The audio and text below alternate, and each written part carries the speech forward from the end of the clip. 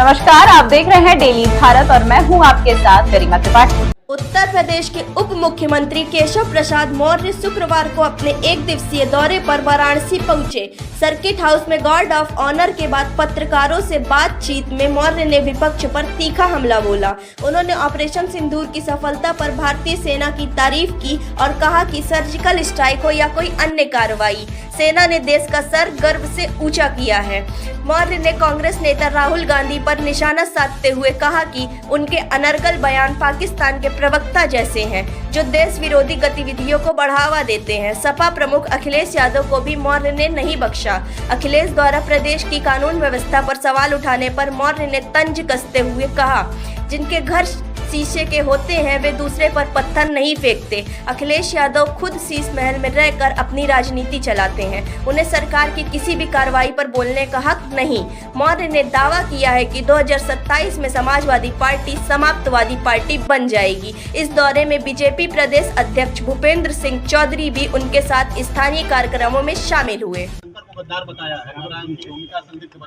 मुझे लगता है कि श्री उदित राज जी के किसी सवाल का जवाब देना जवाब का भी अनादर है, इसलिए उनके सवाल पे आप लोग भी सवाल ना किया करें। ये सब कुछ लोग टीवी में दिखाई देने के लिए बयानबाजी करते हैं, जो अनुचित है। इस समय देश की सेनाओं ने देश के 140 करोड़ लोगों का मस्तक गर्व से ऊंचा कर दिया है। भारत की जय जयकार हो रही दुनिया में। हम आर्थिक रूप से तो समृद्धशाली बन ही रहे थे, लेकिन सामरिक दृष्टि से भी विश्व की एक महाशक्ति के रूप में भारत उभरा है। चाहे सर्जिकल स्ट्राइक, एयर स्ट्राइक और ऑपरेशन सिंदूर, तीनों में तिरंगे का मान बढ़ा है, सम्मान बढ़ा है, देश गर्व कर रहा है। लेकिन विमान को पाकिस्तान श्रीनगर में उतरने नहीं दिया गया। विदेश से जुड़े हुए सवाल मुझे लगता है मुझसे करने की जरूरत नहीं है, ये विदेश मंत्रालय के सवाल है। आप कोई सवाल होगा। लगातार प्रदेश सरकार को कटघरे में खड़ा कर रहे हैं। शीशे के घर में जो रहे हैं उनको सवाल उठाने का अधिकार नहीं है। चुस्त दुरुस्त कानून व्यवस्था है, गुंडों, अपराधियों, माफियाओं के खिलाफ कार्रवाई हुई है, आगे भी होगी। श्री अखिलेश यादव जी को मुंगेरी लाल के हसीन सपने 2022 की तरह 2027 को लेकर दिखाई दे रहे हैं। जो आंख खुलेगी तो उनको लगेगा समाजवादी पार्टी समाप्तवादी पार्टी होगी। लेकिन सांसद का जो टीम बनाया गया था उस पर कांग्रेस लगातार सवाल उठा रही है। कांग्रेस भारत की सेनाओं के शौर्यपूर्ण प्रदर्शन और भारत की पाकिस्तान पर ऐतिहासिक जीत और पाकिस्तान को चारों तरफ से तबाह करने, आतंकवादियों के अड्डों को नष्ट करने के कारण सबसे ज़्यादा परेशान है। कांग्रेस चाहती है कि भारत की सेनाएं कमज़ोर पड़ जाती, भारत मात खा जाता और इस मुद्दे पर वो देश के सामने जाते।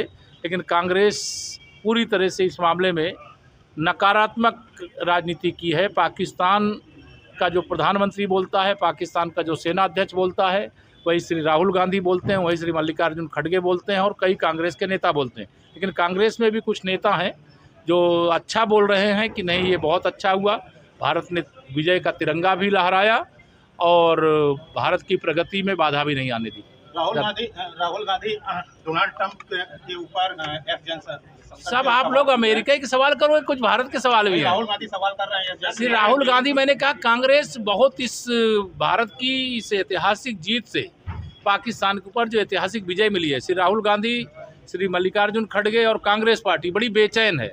वो पाकिस्तान का प्रवक्ता जितना नहीं बोलता होगा, उससे ज़्यादा श्री राहुल गांधी बोलते हैं। भारत की सेना के शौर्य की जय जयकार करनी चाहिए, भारत के विजय का जश्न मनाना चाहिए। भारत के सबसे लोकप्रिय, सबसे निर्णय लेने वाले प्रधानमंत्री माननीय श्री नरेंद्र मोदी जी की सराहना नहीं कर सकते हो तो पाकिस्तान की प्रशंसा में पाकिस्तान का चालीसा तो मत पढ़ो। और बिहार में चुनाव को लेकर कैसे तैयार? बिहार में कमल खिलेगा, भाजपा गठबंधन की जीत होगी। जनता दल यू भाजपा गठबंधन जो है उसकी ऐतिहासिक जीत होगी और फिर से वहाँ हमारी सरकार। लगातार प्रधानमंत्री मोदी पर जिस तरह से आप लोग के पास, बनारस वालों के पास कोई सवाल नहीं है क्या? तिरंगा यात्रा